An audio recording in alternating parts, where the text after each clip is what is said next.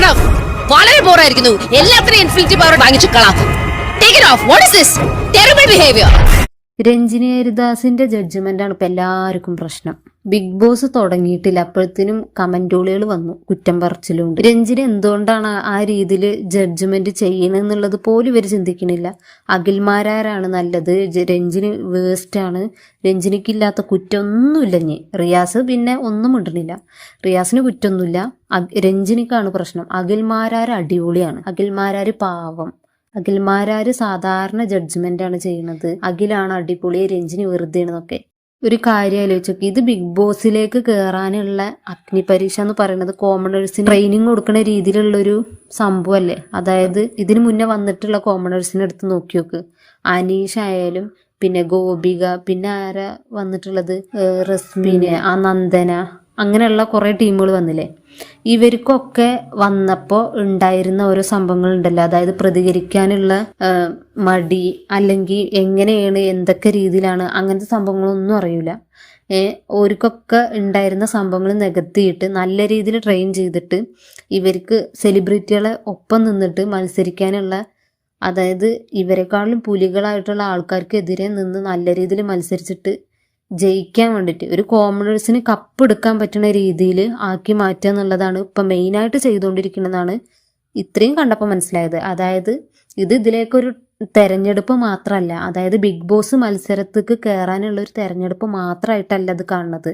ഇവർക്ക് അതിലേക്ക് കയറിയാൽ എങ്ങനെ മത്സരിക്കണം എന്നുള്ളൊരു ട്രെയിനിങ്ങും കൂടിയും കൊടുക്കണ രീതിയിലാണ് സത്യം പറഞ്ഞാൽ ഇത് ഇത്രയും ദിവസം കണ്ടപ്പോൾ, ഈ 2 ദിവസം കൊണ്ട് കണ്ടപ്പോൾ മനസ്സിലായത്. അപ്പൊ രഞ്ജിനി എത്രത്തോളം ഇവരോട് ദേഷ്യത്തിലാണെങ്കിലും പെട്ടെന്ന് സെക്കൻഡുകൾക്കുള്ളിൽ തീരുമാനം എടുത്തിട്ടില്ലെങ്കിൽ അത് അവർക്ക് എന്ത് പവറാണോ അല്ലെങ്കിൽ ഇവരോട് എന്താണോ പറഞ്ഞത് ആ കാര്യങ്ങൾ അപ്പം തന്നെ സ്പോട്ടിൽ കാര്യങ്ങൾ തീരുമാനിച്ചിട്ടില്ലെങ്കിൽ അത് ക്യാൻസലാക്കാനും അല്ലെങ്കിൽ അതിനെതിരെ ചീത്ത അറിയാനും, അല്ലെങ്കിൽ ഇവർ പറയണ കാര്യത്തിൽ എന്തെങ്കിലും റോങ് ആയിട്ടുണ്ടെങ്കിലോ അല്ലെങ്കിൽ ഇവർ ചെയ്യുന്നതിൽ റോങ് ആയിട്ടുണ്ടെങ്കിലോ ഒക്കെ രഞ്ജിനി തന്നെയാണ് അവിടെ സ്പോട്ടിൽ കാര്യങ്ങൾ പറയണത്. എന്ത് അങ്ങനെ ചെയ്യാൻ പാടില്ല, അല്ലെങ്കിൽ അത് എന്തുകൊണ്ട്, അല്ലെങ്കിൽ ഇന്നത് എന്തിനു ചെയ്തു, അങ്ങനെയുള്ള കാര്യങ്ങൾ ചോദിക്കുന്നത്. അതൊരു തെറ്റാണോ സത്യം പറഞ്ഞാൽ? പിന്നെ എന്താണ് ബിഗ് ബോസ് സീസൺ 1 മുതലേ ഇതിൽ നല്ല നല്ല കളിക്കാരെ ഇതേപോലത്തെ ആൾക്കാർ കമന്റ് ഇടുന്നത്, അതായത് വായ തുറന്ന് സംസാരിക്കുന്നവരും നല്ല കോണ്ടന്റ് കൊടുക്കുന്നവരൊക്കെ ഇതേപോലത്തെ ഓരോ നെഗറ്റീവ് പറഞ്ഞിട്ട് പുറത്താക്കിയിട്ടുള്ള ആൾക്കാർ. ഇനിയെങ്കിലും ഇപ്പൊ സീസൺ 8 ആയില്ലേ, ഇനിയെങ്കിലും നല്ലപോലെ ഗെയിം കളിക്കണതായാലും നല്ലപോലെ സംസാരിക്കണവരായാലും സപ്പോർട്ട് ചെയ്തിട്ട് അങ്ങനെയുള്ളവരെ വിജയിപ്പിക്കാനുള്ളതാണ് നോക്കേണ്ടത്. അല്ലാതെ ഇപ്പം തന്നെ അഖിൽമാരാര് അടിപൊളി, അഖിൽമാരാരെ എന്താ അവിടെ കാണിക്കുന്നത് സത്യം പറഞ്ഞ? ജഡ്ജായിരുന്നിട്ട് അഖിൽമാരാരെ എന്താ ചെയ്തത്? ഇങ്ങനെ ഉപദേശം കൊടുക്കണതാ, അല്ലെങ്കിൽ എപ്പോഴെങ്കിലും എന്തെങ്കിലും 2 പറയണത്? വെറുതെ ഇങ്ങനെ മൈക്കേൻ്റെ മുന്നിൽ ഇരുന്നിട്ട് ഇങ്ങനെ ഇവരെന്താണോ ചെയ്യണത് നോക്കിയിരിക്കുന്നല്ലേ. പ്രത്യേകിച്ച് കാര്യങ്ങളൊന്നും അഖിൽ പറയണില്ല. റിയാസ് പിന്നെ ഒട്ടും പറയണില്ല. രഞ്ജിനാണ് മെയിനായിട്ട് അവിടെ നല്ല രീതിയിൽ എല്ലാ കാര്യങ്ങളും ചെയ്യണത്. ഇപ്പം രഞ്ജിനിയും ഇതേപോലെ സമാധാനപരമായിട്ട് ഇങ്ങനെ നിങ്ങൾ അങ്ങനെ ചെയ്തോളൂ, അല്ലെങ്കിൽ ഇവർക്കൊരു തീരുമാനം എടുക്കാൻ കൊടുത്തിട്ട് 1 മണിക്കൂർ വരെ ഇവരെ തീരുമാനം കാത്തിരിക്കണം, അങ്ങനത്തെ രീതിയിലാണ് ഇരിക്കേണ്ടത്. ഇപ്പം ഈ 2 എപ്പിസോഡിൽ തന്നെ സത്യം പറഞ്ഞാൽ അത്ര രസമുള്ള രീതിയിലൊന്നും വലിയ കാണാനായിട്ട് ഒന്നും തോന്നണമൊന്നുമില്ല. പക്ഷെ ഇപ്പം രഞ്ജിനിക്കെതിരെ ഇത്ര നെഗറ്റീവ് വന്നത് എന്തുകൊണ്ടാണ്?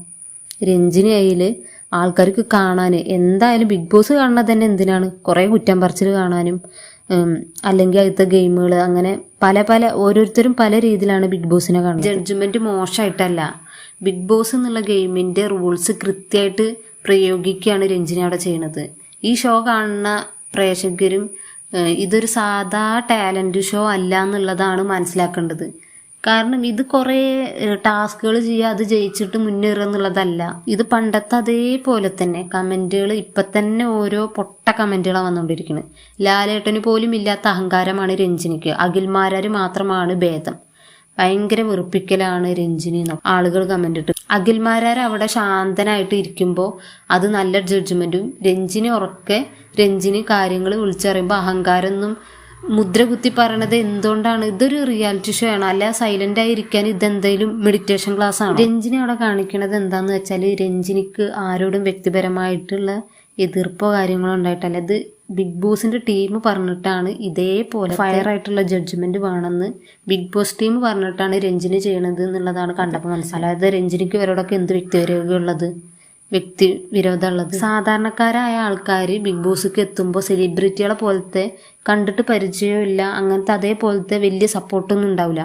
അപ്പോൾ അവരവിടെ അതിൻ്റെ ഉള്ളിൽ കയറിയിട്ടുണ്ടെങ്കിൽ പതറിപ്പോകാതിരിക്കാനും കണ്ടന്റ് നൽകാനും ഒക്കെ ഇവരുടെ യഥാർത്ഥ പേഴ്സണാലിറ്റി തന്നെ പുറത്തെടുക്കാനും രഞ്ജിനിനെ പോലത്തെ ഒരാൾ ജഡ്ജ്മെന്റ് തന്നെയാണ് ഇവർക്ക് ആവശ്യം. അത് അത്യാവശ്യമാണ്. എന്തോ മോശം പെർഫോമൻസ് നടത്തുന്ന ആൾക്കാരോട് അത് അതേപോലെ തന്നെ മുഖത്തൊഴി പറയണത് തന്നെയാണ് ജഡ്ജ്മെന്റിന്റെ ഉത്തരവാദിത്തം. ഒരു മത്സരത്തിൽ നല്ല കാര്യങ്ങൾ പറയുന്ന ആൾക്കാരെക്കാളും തെറ്റുകൾ കൃത്യമായിട്ട് ചൂണ്ടിക്കാണിക്കണ ആൾക്കാരെ തന്നെയാണ് ആവശ്യം.